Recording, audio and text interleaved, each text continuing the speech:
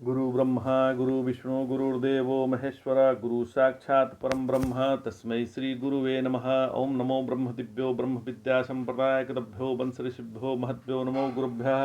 सर्वपल्लवरहित प्रज्ञानघनः प्रकर्धो ब्रह्मेवामस्मि।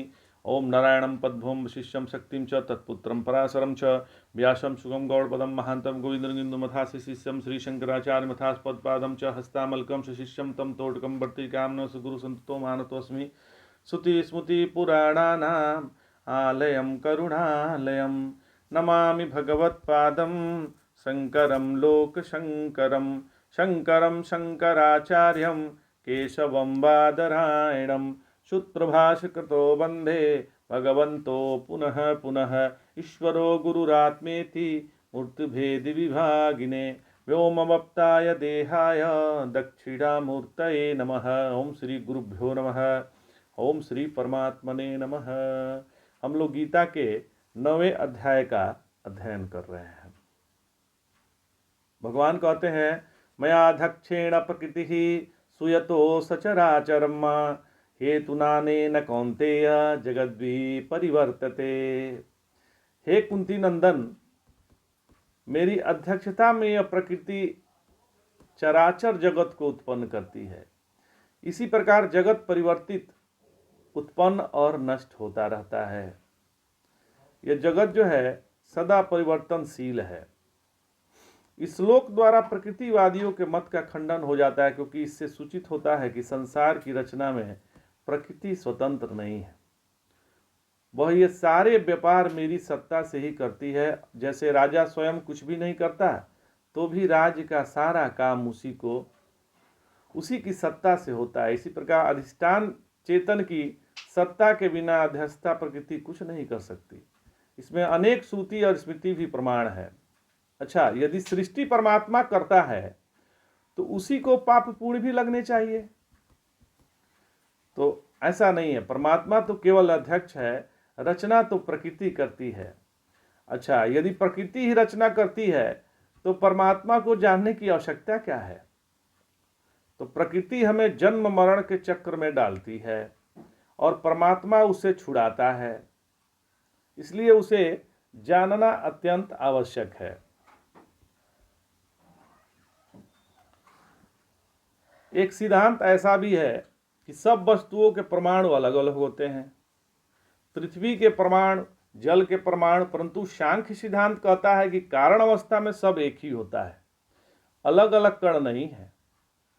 सब कणों को नचाने वाली, कणों के रूप में रहने वाली एक मूल शक्ति है और उस शक्ति का नाम प्रकृति है। वही सबका मूल है। जितने भी अलग अलग बीज हैं, अलग अलग जीवों के शरीर हैं, वे सब एक ही तत्व के विलास हैं। उसका नाम प्रकृति है। जड़वादी लोग मानते हैं कि प्रकृति ही सारा काम करती है। प्रकृति से ही यह वायु चलती है और प्रकृति से ही सूर्य चंद्रमा बनते हैं। ये सब प्रकृति का काम है। मनुष्य की प्रकृति अलग, पशु की अलग। मूल में सारी प्रकृतियां एक हो जाती हैं। और नास्तिक लोग सारा काम प्रकृति का स्वीकार करते हैं, विज्ञान शक्ति की एकता को स्वीकार करते हैं और इसी से सारी सृष्टि बनती है, ऐसा मानते हैं। हमारा दर्शन शास्त्र यह प्रकृति की एक साक्षी दशा चेतन स्वीकार करता है। बैठ जाओ। पर इस सब को जानने वाला एक पुरुष होता है। यह नियंत्रण तो नहीं करता, परंतु देखता है कि वह दर्शक है। गीता ऐसी प्रकृति स्वीकार नहीं करती जो स्वतंत्र है। गीता में जो प्रकृति है उसका एक मालिक है, उसकी देखभाल करने वाला यह एक ही है। मयाध्यक्षेण प्रकृति ही श्वेतो सचराचरम हेतुनाने कौन्तेय जगति परिवर्तिते। तो भगवान बोलते हैं मयाध्यक्षेण प्रकृति ही। अध्यक्ष शब्द से तो आप परिचित हैं। कई बार कई सभा में, सोसाइटी में अध्यक्ष हुए होंगे। अध्यक्ष शब्द जो अक्ष है वह तो है इंद्रियों का कोटर। इस शरीर में वृक्ष में कुछ छेद है, कोटर है। यह कान, यह नाक, यह छेद जो छिद्र हैं शरीर में उनको बोलते हैं अक्ष। इसी से किसी के रास्ते कम होता है, किसी के रास्ते का ज्ञान होता है।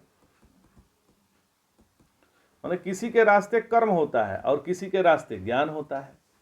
कान से शब्द का ज्ञान होता है, आंख से रूप का ज्ञान होता है।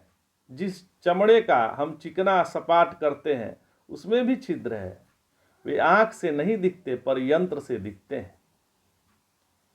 कोई भी सूक्ष्म यंत्रों से दिखाई देते हैं, उसी में से पसीना निकलता है और बाहर के वातावरण का प्रभाव भी उन्हीं से जाता है। यह नासिका भी एक अक्ष है, जीभ भी एक अक्ष है, जीभ में भी छेद ही छेद है। कोई खटाई ग्रहण करता है तो कोई मिठाई ग्रहण करता है, कोई नमक ग्रहण करता है। यह छिद्रों से सबका ज्ञान नहीं होता। सब जिह्वा के छिद्र हैं और रस ग्रहण करते हैं। अब आप देखिए कि इन्हीं अक्षों में अलग अलग जो चीजें देखी जाती है उसको प्रत्यक्ष बोलते हैं। अक्षम अक्षम प्रति प्रत्यक्षम। आंख के लिए अलग अलग प्रत्यक्ष है, कान के लिए अलग अलग प्रत्यक्ष है।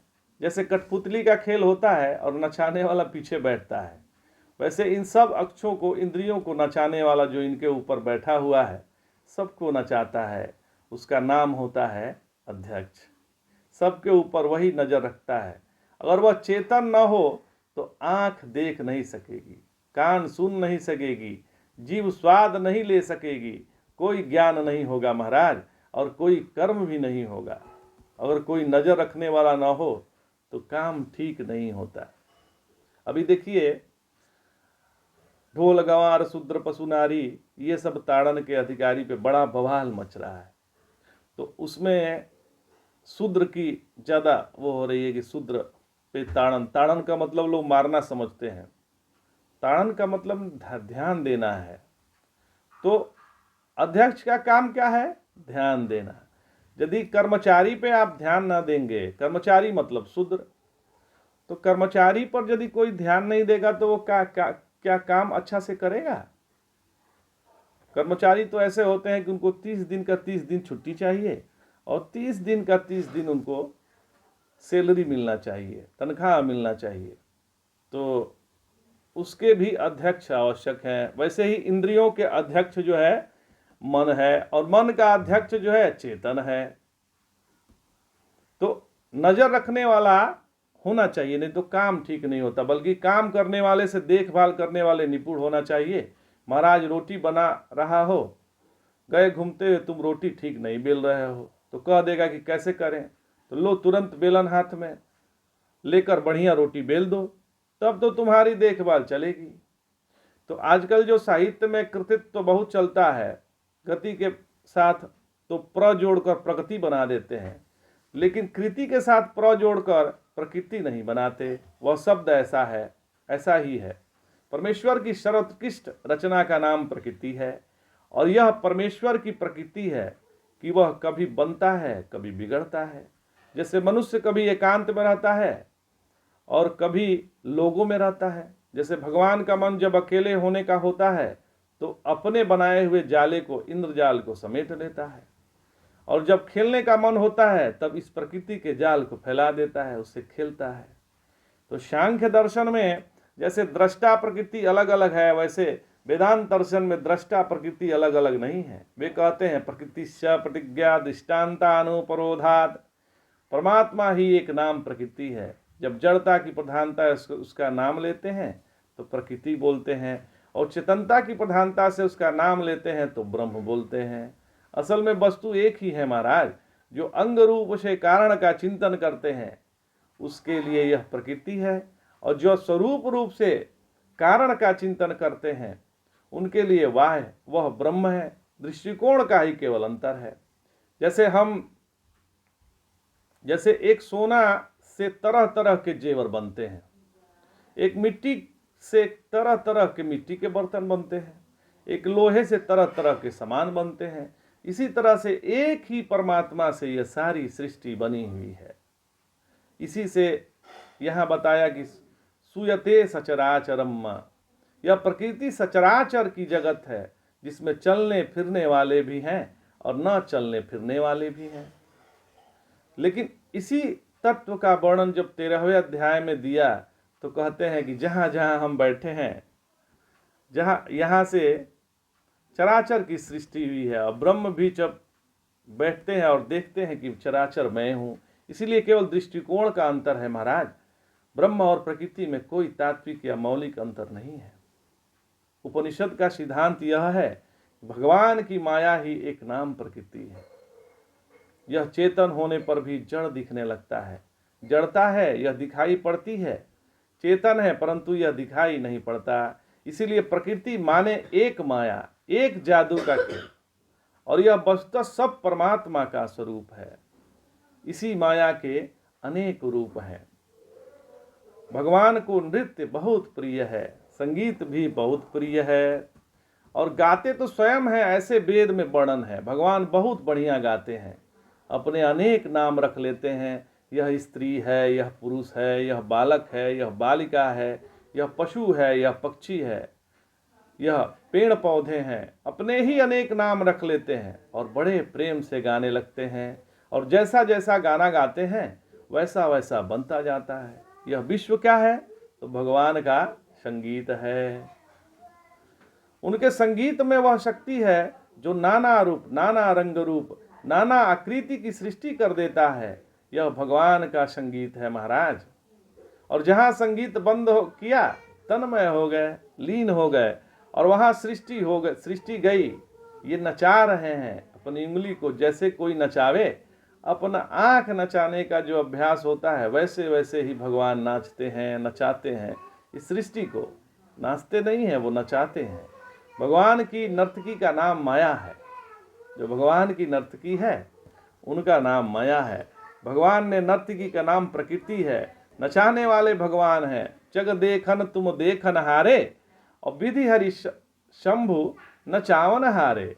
ये जो भक्तों के भगवान हैं, ये तो नचाते भी हैं और नाचते भी हैं, लेकिन नाचते हैं माया के साथ। रसु रूपी नृपजा आजिर बिहारी, नाचत नीज प्रतिबिंब निहारी। अपने प्रतिबिंब को देखकर नाचते हैं। स्वयं देखने वाले हैं और स्वयं नाचने वाले हैं। यह सब भगवान की लीला हो रही है। हेतु नाने न कौन्तेय जगत भी परिवर्तते। जगत परिवर्तते, जगत परिवर्तते, उसमें दो उपसर्ग है, वी और परि तथा वर्तते। वर्तते तो है क्रियापद, और वी और परि है उसके उपसर्ग, जो वर्तते का अर्थ को बदलते हैं। उपसर्ग धातु के साथ लगाया ही इसीलिए जाता है कि क्रियापद के अर्थ को बदल दें। देखो हार, ह धातु से ध प्रत्यय कर लाने, हर लाने के अर्थ में है। जो बिहार, संहार, परिहार, उपहार, आहार, ये सब एक एक अक्षर अलग उपसर्ग से जोड़े और आहार हो गया, उपहार हो गया, बिहार हो गया, संहार हो गया, परिहार हो गया। एक ही धातु है, उपसर्ग उसके अर्थ को अलग अलग कर दिए देता है। तो यह जगत बरत रहा है। अब बरत रहा है तो बदलो, परिवर्तते, परिवर्तन हो रहा है। बचपन गया, जवानी आई, जवानी जाएगी, बुढ़ापा आएगा, और जीवन जाएगा, मृत्यु आएगी। यह सपने की तरह सारी सृष्टि बदलती रहती है। क्यों बदलती रहती है? तो यह सृष्टि नाच नचाकर, बदल बदल कर, कभी इशारे से अपनी ओर बुलाती है, कभी इशारे से हटाती है। यही तो मृत्यु की मुद्रा है ना। यही मृत्यु की मुद्रा है महाराज। नृत्य की मुद्रा यही है, कभी आंखें को टेढ़ी कर दी, कभी सीधी कर दी। प्रेम की चाल का नाम नृत्य है। यह जो माया नदी है, यह जो प्रकृति नदी है, यह परमेश्वर के सामने नाचती है, और नाचने वाले सूत्रधार वही है। उमा दारु जोशित की नाई, सबही नचावत राम गोसाई। जैसे कठपुतली को यह जड़ को नचाने का वर्णन है, काकभुशुंडी जी ने यह मरकट के समान जीवों को नचाते हैं। और शंकर जी ने कहा कि नहीं नहीं, चेतन तो दूसरा कोई है ही नहीं। उमा दारु जोशित की नाई, सबही नचावत राम गोसाई। काकभुशुंडी के ज्ञान से